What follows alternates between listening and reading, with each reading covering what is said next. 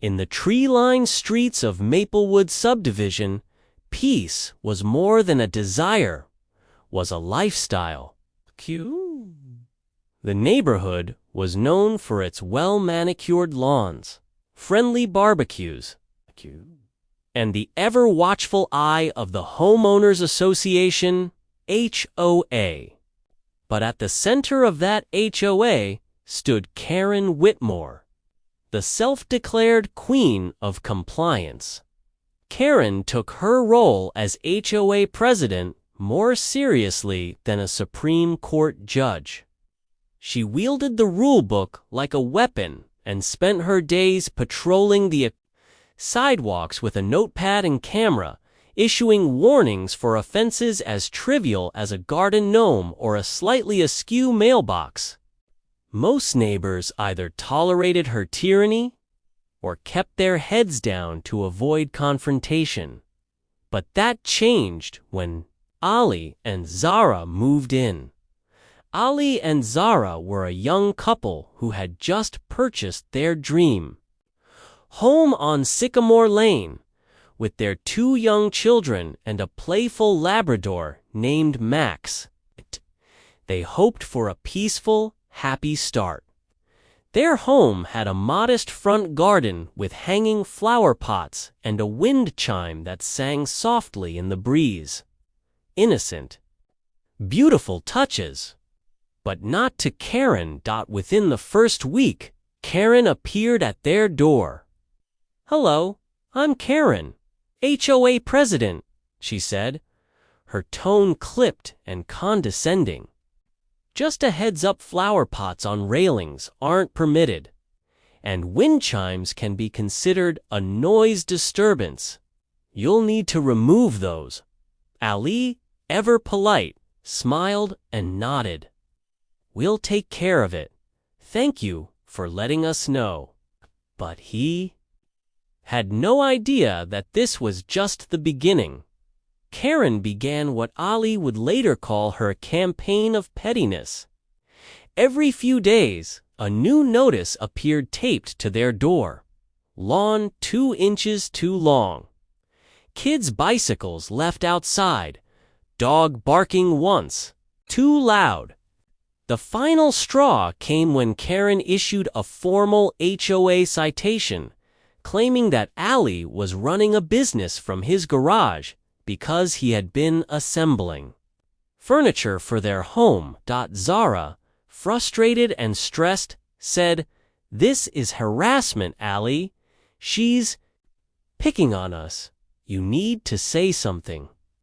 Ali wasn't the kind to escalate matters, but he wasn't naive either.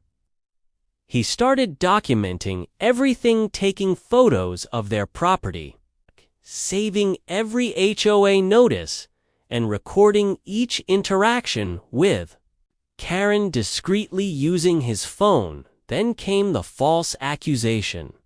One morning, a letter arrived, official HOA stationery.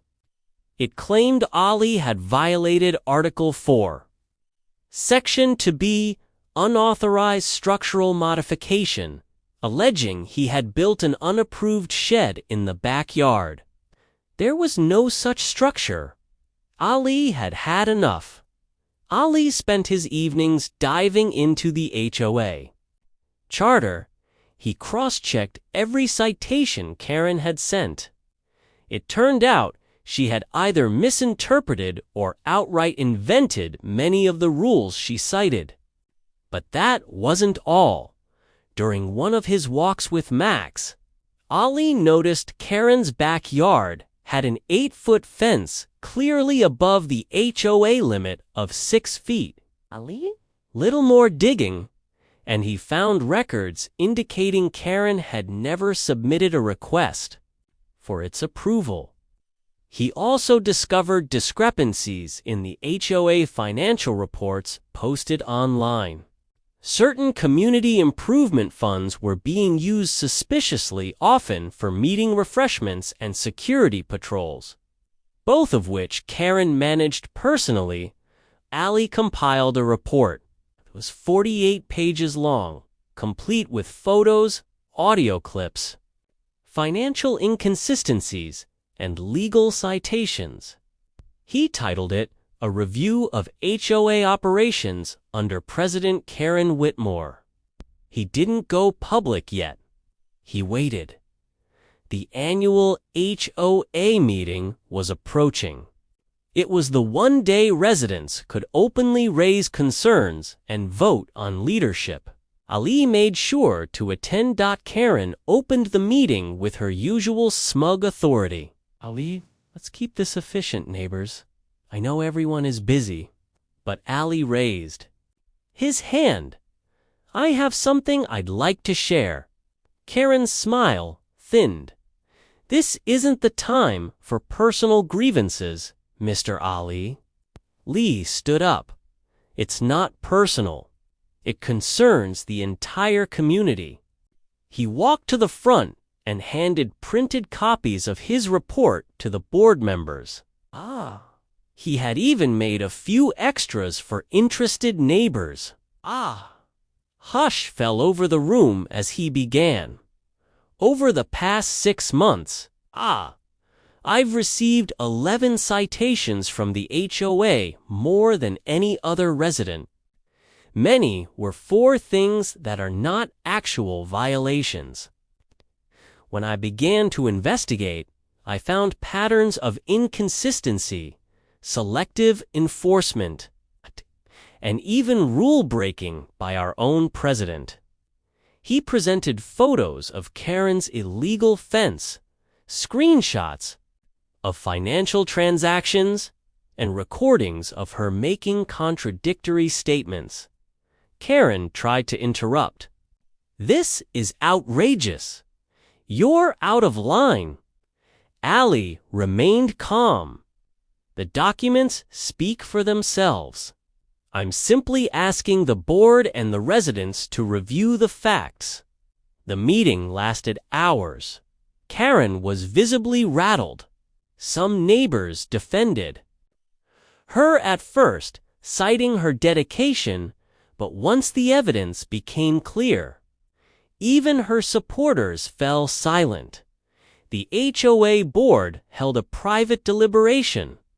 When they returned, the president stood and read their decision, effective immediately.